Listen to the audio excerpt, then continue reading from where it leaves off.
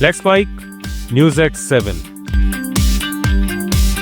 पश्चिम बंगाल के आसनसोल में प्रधानमंत्री नरेंद्र मोदी ने जनसभा को संबोधित करते हुए केंद्र सरकार के विकास कार्यों का जिक्र किया।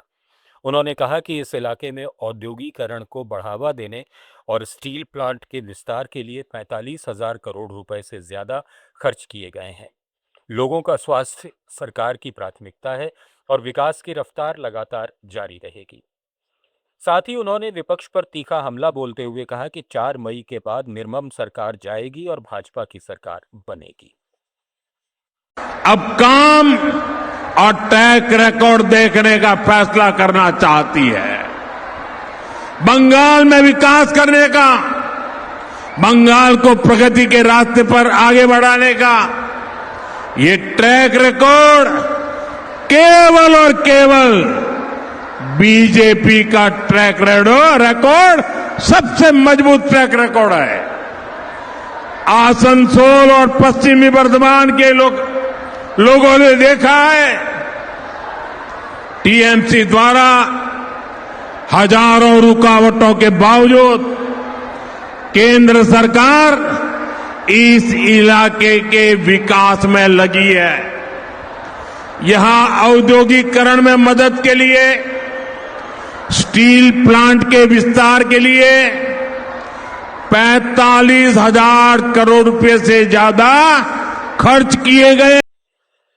असम के मुख्यमंत्री हेमंता बिस्वा शर्मा कभी कांग्रेस में हुआ करते थे। अब वे भाजपा में हैं और पूछ रहे हैं कि कहां की कांग्रेस पार्टी, कहां है ये कांग्रेस, ये कौन सी पार्टी है, मैंने तो नाम भी नहीं सुना। कौन पवन खेड़ा, वो तो भगोड़ा है, उसका जवाब मैं क्यों दूं। मीडिया से बातचीत में उनकी बौखलाहट साफ नजर आई। कांग्रेस पार्टी ने आप कहाँ है कोई, ये सब कहाँ का कांग्रेस पार्टी है, कहाँ रहता है ये पार्टी, कहाँ है ये कांग्रेस, क्या पार्टी है ये, मैं तो नाम भी नहीं सुना हूँ। क्या चीज बताइए तो थोड़ा। ठीक है, पवन खेड़ा ने बोला कि कौन सा पवन खेड़ा, वो तो भगोड़ा है, उनका रिप्लाई में क्यों देना है। कोई भी, अरे बोलने से अलग बात है, हम जैसा लोग हो ना, हम लोग आ ही जाता हूँ। बोलने वाला तो टीवी मिलने से फकत में फ्री में बोलने वाला तो बहुत लोग होगा, करना अलग बात है। तमिलनाडु विधानसभा चुनाव से पहले कांग्रेस और उसके प्रमुख सहयोगी द्रमुक के बीच तनाव के संकेत दिखने लगे हैं। कांग्रेस नेता राहुल गांधी अभी तक तमिलनाडु में चुनाव प्रचार के लिए नहीं पहुंचे हैं, जबकि पड़ोसी केंद्र शासित प्रदेश पुडुचेरी में उन्होंने 6 अप्रैल को रैली की। उसी दिन मुख्यमंत्री एमके स्टालिन भी पुडुचेरी में प्रचार करने गए थे, लेकिन दोनों नेताओं ने एक मंच साझा नहीं किया और राहुल गांधी की टीम ने स्टालिन के संयुक्त रैली के प्रस्ताव को समय नहीं है कहकर ठुकरा दिया। पिछले लोकसभा चुनाव में राहुल गांधी ने तमिलनाडु का व्यापक दौरा किया था, लेकिन इस बार कांग्रेस के 28 सीटों वाले क्षेत्रों में प्रचार सुस्त दिख रहा है। द्रमुक खेमे में ये बात चिंता पैदा कर रही है कि कांग्रेस की अनुपस्थिति गठबंधन को नुकसान पहुंचा सकती है। कांग्रेस नेता राहुल गांधी ने केंद्रीय रिजर्व पुलिस बल के शौर्य दिवस पर सीएपीएफ कर्मियों को श्रद्धांजलि देते हुए कहा कि जब उनकी पार्टी सत्ता में आएगी तो वो केंद्रीय सशस्त्र पुलिस बलों में नेतृत्व के अवसरों से वंचित करने वाली भेदभावपूर्ण व्यवस्था को पूरी तरह समाप्त कर देगी।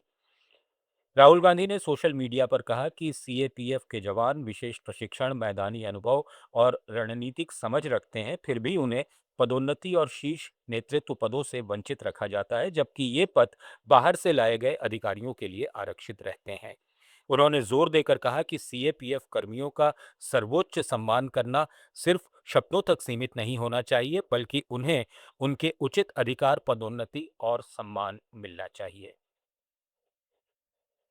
कांग्रेस नेता और पूर्व पर्यावरण मंत्री जयराम रमेश ने केंद्र सरकार से सवाल किया है कि भारत ने 2028 में 33वें सालाना जलवायु सम्मेलन की मेजबानी करने के अपने प्रस्ताव को अचानक क्यों वापस ले लिया। प्रधानमंत्री नरेंद्र मोदी ने दिसंबर 2023 में दुबई में सम्मेलन के 28वें संस्करण के दौरान इस प्रस्ताव की घोषणा की थी, लेकिन सरकार ने अब इसे वापस ले लिया है। सरकार ने कोई स्पष्ट कारण नहीं बताया, सिर्फ 2028 की अपनी प्रतिबद्धताओं की समीक्षा का हवाला दिया है। न्यूज एट 7 में फिलहाल इतना ही। बने रहिए लेट्स माइक के साथ। आप सुन रहे थे let's mic more than radio. Follow कीजिए हमें हमारे सोशल मीडिया प्लेटफॉर्म्स।